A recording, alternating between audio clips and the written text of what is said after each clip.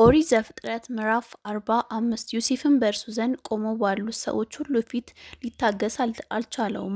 ሰዎቹንም ሁሉ ከፊቱ አስወጡልኝ ብሎ ጮኸ፣ ተናገረ። ዮሴፍም ለወንድሞቹ ራሱን በገለጠ ጊዜ በእርሱ ዘንድ የቆመ ማንም አልነበረም። ቃሉንም ከፍ አድርጎ የግብፅ ሰዎች ስሙ፣ በፈርዖን ቤት ተሰማ። ዮሴፍም ለወንድሞቹ እኔ ዮሴፍ ነኝ፣ አባቴ እስካሁን በሕይወቱ ነውን? አለ። ወንድሞቹም ይመልሱለት ዘንድ አልቻሉም፣ በፊቱ እንደደነገጠው ነበርና። ዮሴፍም ወንድሞቹን ወደ እኔ ቅረቡ አለ። ወደ እርሱም ቀረቡ፣ እንዲህም አላቸው፣ ወደ ግብፅ የሸጣችሁኝ እኔ ወንድማችሁ ዮሴፍ ነኝ።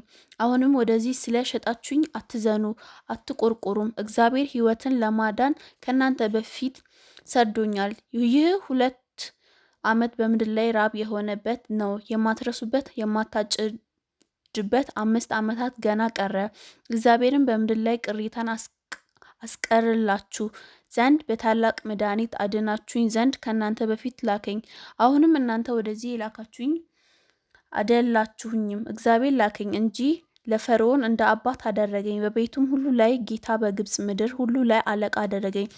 አሁንም ፈጥናችሁ ወደ አባቴ ውጡ፣ እንዲህም በሉት፣ ልጅ ዮሴፍ የሚለው ነገር ይህ ነው። እግዚአብሔር በግብፅ ምድር ሁሉ ላይ ጌታ አደረገኝ። ወደ እኔና አትዘገይ፣ በጌሤምም ምድር ትቀመጣለህ፣ ወደ እኔም ትቀርባለህ። አንተ ልጆችን፣ የልጆችንም ልጆች፣ በጎችን፣ ላሞችን፣ ከብት ሁሉ በዚያ አንተና የቤቶቹ የአንተ የሆነ ሁሉ እንዳትቸገሩ እመግብሃለሁ። የራቡ ዘመን ገና 5 ዓመት ቀርቷል። እነሆም ለእናንተ የተነገረቻችሁ የኔ የአፍ እንደሆነች የእናንተ ዓይኖች አይተዋል፣ የወንድሜ የቢንያም ዓይኖች አይተዋል። ለአባቴ በግብፅ ምድር ያለኝን ክብሬን ሁሉ ያያችሁትንም ሁሉ ንገሩት። አባቴንም ወደዚያ ፈጥናችሁ አምጡት። የወንድሙን የቢንያምን አንገት አቅፎ አለቀሰ፣ ቢንያም በአንገቱ ላይ አለቀሰ።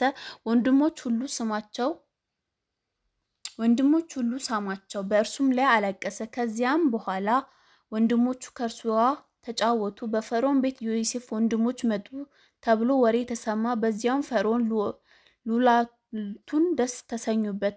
ፈርዖንም ዮሴፍን አለው፣ ለወንድሞች እንዲህ ብለህ ንገራቸው፣ ይህን አድርጉ፣ ከከብቶቻችሁ ጭናችሁ ወደ ከነዓን ምድር ሂዱ፣ አባታችሁን ቤተሰቦቻችሁን ይዛችሁ ወደ እኔ ኑ።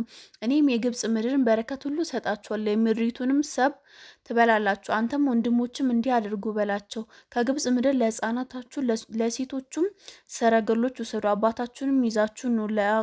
ለዕቃችሁም ሁሉ አታስቡ፣ የግብፅ በረከት ሁሉ ለእናንተ ነው።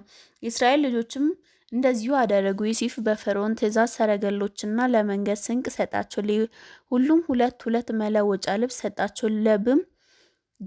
ለብንያም ግን 300 ብር 5 መለወጫ ልብስ ሰጠው። ለአባቱም እንደዚሁ ሰደደ። የግብፅ በረከት የተሸከሙ 10 አህዮች ደግሞ በመንገድ ላይ ለአባቱ ስንቅ ስንዴና እንጀራ ተሸከሙ፣ 10 ሴቶች አህዮች። ዮሴፍም ወንድሞቹን አሰናበታቸው፣ እንዲህም አላቸው፣ በመንገድ እርስ በርሳችሁ አትጣሉ። እነርሱም ሄዱ፣ ከግብፅ አገርም ወጡ፣ ወደ ከነዓን ምድር ከአባታቸው ከያዕቆብ ዘንድ ደረሱ። እንዲህም ብለው ነገሩት፣ ዮሴፍ ገና በሕይወት ነው፣ እርሱም በግብፅ ምድር ላይ ሁሉ ገዥ ሆኗል። ያዕቆብም ልቡ ደነገጠ፣ አላመናቸውም ነበር። እነርሱም ዮሴፍ የነገራቸውን ነገር ሁሉ ነገሩት። እርሱም ያነሱት ዘንድ ዮሴፍ የሰደዳቸውን ሰረገሎች ባየ ጊዜ የአባታቸው ያዕቆብ ነፍስ ሕይወት ታደሰች። እስራኤልም ልጄ ዮሴፍ ገና በሕይወት ከሆነ ይበቃኛል፣ ሳልሞት እንዳየው እሄዳለሁ አለ።